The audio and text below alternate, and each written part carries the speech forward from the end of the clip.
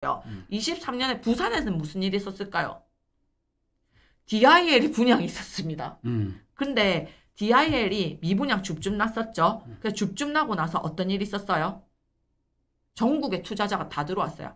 서울에 제가 아는 진짜 유명한 강사분도 공투에서 DIL 사고 이렇게 했거든요.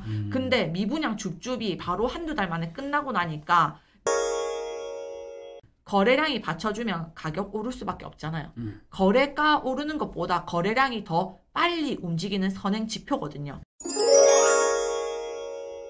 그래서 부산도 어떻게 보면 사실 사람들이 제일 많이 얘기하는 말, 인구 많이 빠져나간다, 일자리 없다, 그 돈이면 서울 간다, 미분양 많다, 입주 물량 많다, 뭐 이렇게 계속 얘기하시는데요. 자, 입주 물량이 부산은 계속 미분양 요즘 10몇 년 만에 미분양이 개수 최대예요. 그럼 자, 지금 보면 거의 한 10년 만에 미분양 개수 최대라고 하는데 틀린 말 아니에요. 그 맞는 말인데 뭐가 미분양인지 어떤 미분양들인지 확인을 해봐야 돼요. 맞습니다. 부산에 미분양 진짜 자 부산에 미분양이 7년부터 2008년 요까지 많았고 이때부터 이제 미분양이 줄어들기 시작했고요. 2009년부터 가격 상승이 시작이 됐어요. 부산은. 네. 그러면 부산에서 최근에 코로나 22년 때 최고가를 찍었고 그러면 그 이후에 하락이 시작됐잖아요. 네. 그러고 나서 22년 거래량 없었고 미분양 계속 쌓이기 시작했어요.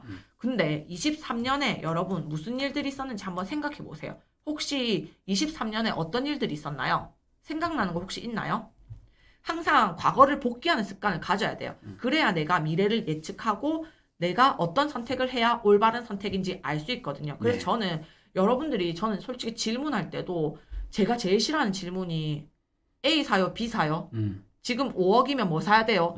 아는 것도 아무것도 없으면서 그렇게 물어보는 거 솔직히 전 제일 답답해요. 자, 23년에 맞아요. 윤석열 정부가 이제 들어왔었고요. 23년 특례보금자리 있었고요. 23년에 부산에는 무슨 일이 있었을까요? DIL이 분양이 있었습니다. 근데 DIL이 미분양 줍줍 났었죠. 그래서 줍줍 나고 나서 어떤 일이 있었어요? 전국에 투자자가 다 들어왔어요.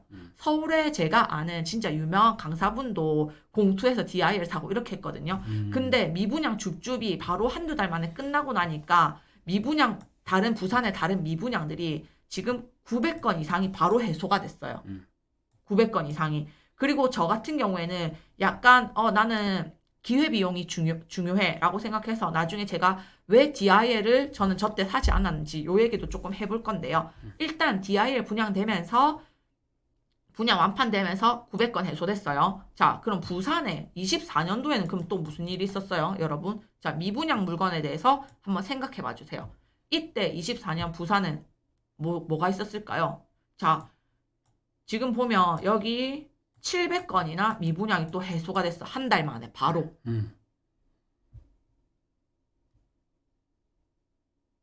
지금 정적 갑자기 일어났는데 여러분 대답을 기다리고 있어요. 24년 작년에 분양했던 거 있죠. 오, 네. 통찰감목님 좋아요. 네, 내 걸린 줄. 네, 자 24년도에는요. 롯데캐슬 프론티엘이 9억 5천에 분양을 했다가 와, 저 이거 완전 미쳤네를 영상으로 제가 몇 번이나 찍었거든요. 얘가 2달 만에 완판이 됐어요. 롯데캐슬 프론티엘이 여러분. 그러면서 DIL 분양가 완전 바로 초피 5천 이상 상승했죠. 그리고 지금 미분양 바로 해소됐죠.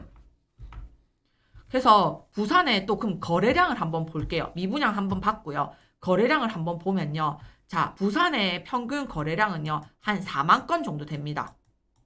근데 아까 미분양이 가장 많았던 2007, 2008, 요 시기에는 입주 물량이 많이 없었음에도 불구하고 미분양이 많았어. 근데 거래량은 38,000에서 44,000. 뭐 평균 거래량 정도는 그래도 계속 나왔네? 왜? 뭐 입주 물량 없었으니까? 이렇게도 생각을 해볼 수 있는데요.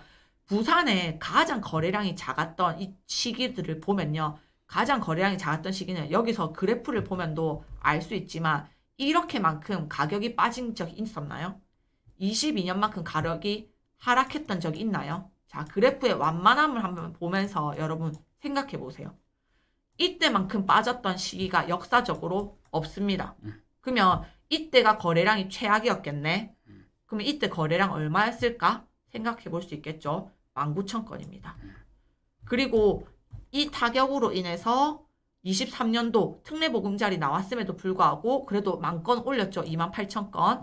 그리고 특례보금자리 1년 만에 바로 끝났죠. 네. 신생아 특례 나오면서 32,000건. 거래량 바로 올라갔어요. 근데 그러면 이때 최고가 찍었을 때 22년도 21년 하반기 이때 그럼 거래량은 여러분 얼마나 나왔을까요?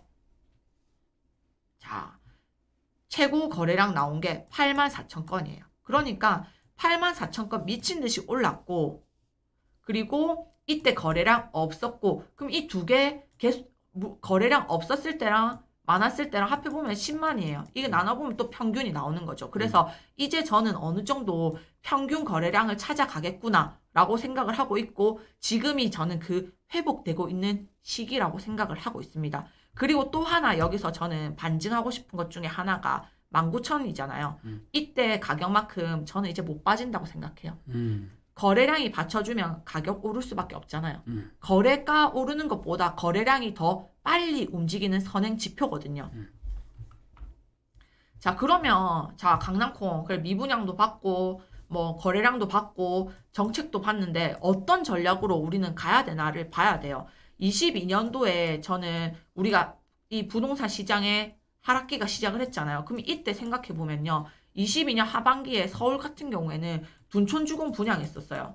둔촌주공 분양했는데 이때 분양가가 12억, 13억인데 다주택자들 미분양 줍줍 다 달려가고 있어도 중도금 대출 못했어요. 왜?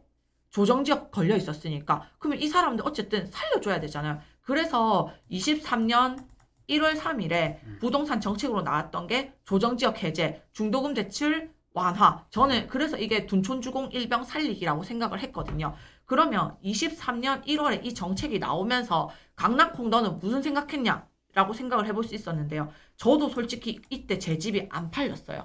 근데 와 서울이 이렇게 풀렸네. 근데 지방에 대한 풀린 정책은 아무것도 없었고 서울 정책만 다 풀어줬네. 그러면 나도 서울로 달려가야 되나? 근데 당장 내 집이 안 팔려서 난 갈 수가 없네.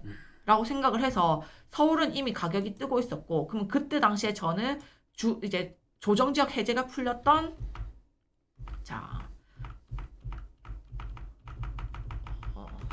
조정지역 해제가 풀렸던 지금 여기 서울을 빼고 1월 3일에 여기 해제가 풀렸었거든요. 네. 조정지역 풀린 나는 광명, 과천, 하남, 성남 이렇게 보고 있었거든요. 위로는 안 갈 거니까. 근데 과천 비싸, 하남 비싸. 갈 수 있었던 많은 단지가 광명이랑 사실 성남을 계속 보고 있었어요. 부산보다. 내 집 팔리면 무조건 달려가야지 했는데 제 집이 일단 당장 안 팔렸고 그래서 제가 23년 3, 4월 그때 매도하면서 저도 그때 바로 매수를 진행을 했는데 그때 제가 가려고 했던 단지들이 사실 저도 입주장 단지들을 노리고 있었어요. 돈이 많이 없었기 때문에 분양가보다 이제 대출을 좀 더 많이 해주는 이제 입주를 앞둔 신축 아파트를 가려고 했는데 그 단지들의 뭐 집단 대출이 다 끊기고 그러다 보니까 제가 원하는 만큼의 대출이 안 나오더라고요. 그래서 사실 깔끔하게 서울을 포기했었고요. 그러면 어떻게 해야 되냐? 부산을 가야지 라고 생각을 했고요. 부산을 가야지 라고 또 생각했던 이유 중에 하나는요.